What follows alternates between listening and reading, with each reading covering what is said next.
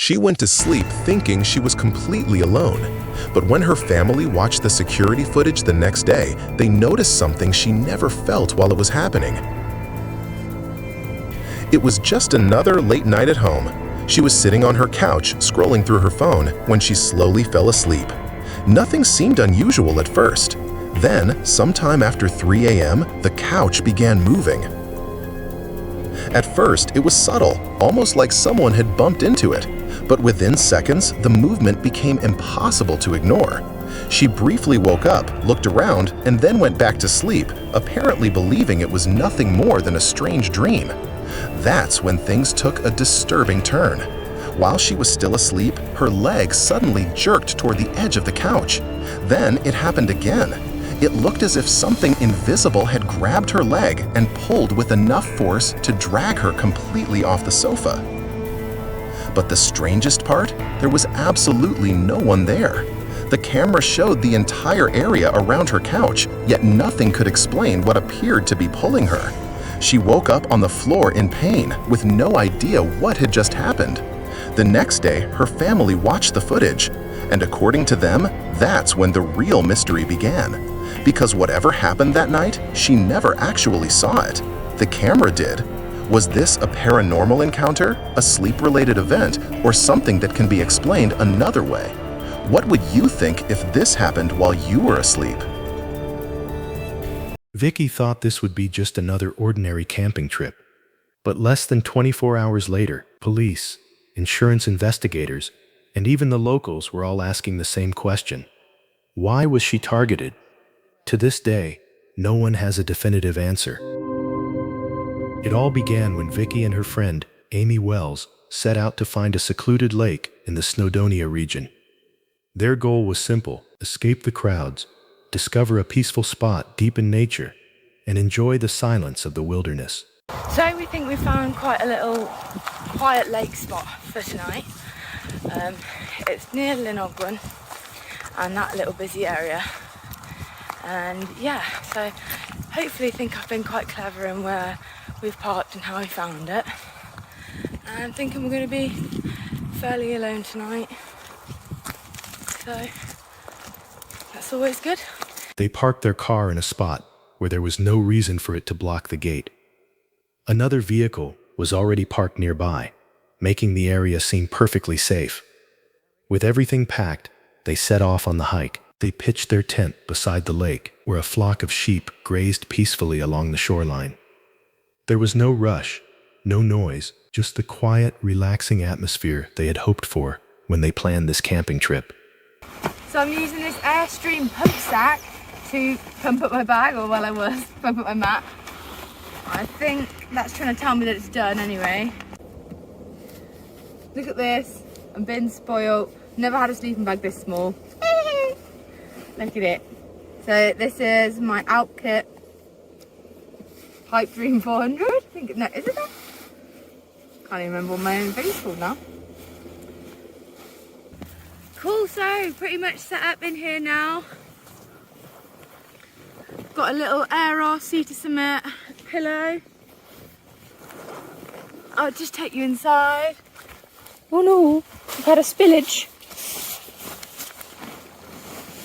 Very nice and neat. We have been greeted with these sheep everywhere.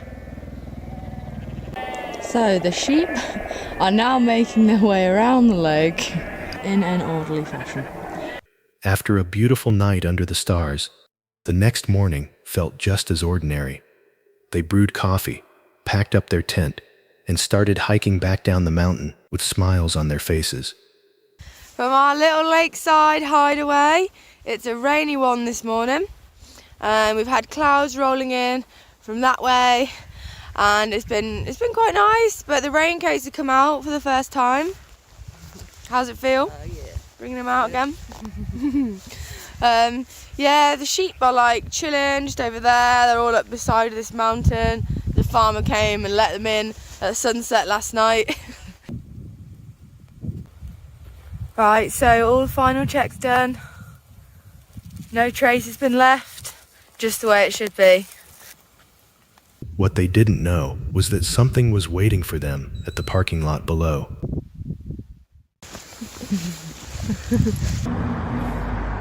So coming back from the car, from our camp, I have 4 flat tyres and a smashed windscreen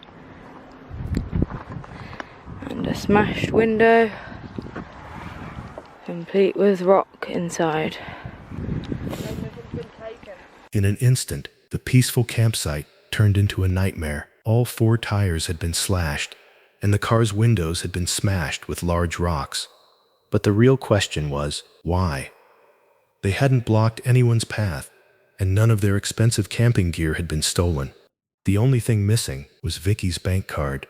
Are you still on hold, babe? Yeah. For someone who didn't want us to stay here, they've made us stay here a real long time. Strange. Trying to get rescued from this place.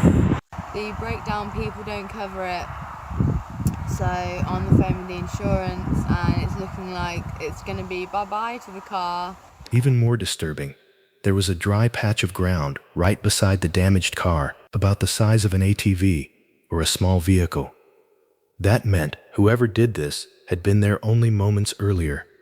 They may have narrowly avoided coming face to face with the person responsible. Not blocking the gate as well. Another local person walking to the lake. There's no gate access blocked at all. He saw us probably, yesterday when he came in, heard the chief. I guess really hates wild campers. It's not. The situation became even worse when both the roadside assistance service and the insurance company refused to help, claiming the vehicle had been parked off the roadway. With no internet connection, their SUV completely wrecked. The 2 women were left stranded in the middle of nowhere, entirely on their own. Mainly just for the insurance purposes. Not that that's going to help me at all, because apparently because of the age of the car, it's just not economical for them to repair it. So that's it for the car. I guess he wasn't strong enough to smash this one fully. Oh, you guys, you look so comfy. Oh, I'm gonna have to say goodbye to this car camping bed, guys. Sad. Even if wild camping is technically not allowed, but everyone does it, you just come and ask someone to move on. We literally would have moved on. You don't do this. This is childish. This is a child letting out its rage. The insurance said we were in a safe place and they were ready to leave us there. They said as we were not on the road, they couldn't do anything for us, and our car full of stuff, only to take away the car, to then leave us on the side of the road where we were vandalised with a roof box full of stuff and 2 dogs. Fortunately, a local recovery company made an exception to its usual policy, allowing Vicky's family to come and rescue them. While some locals may not approve of wild camping, abandoning people in the middle of nowhere without any warning is difficult to justify. In the end, the biggest relief is that they made it home safely. What do you think about this incident?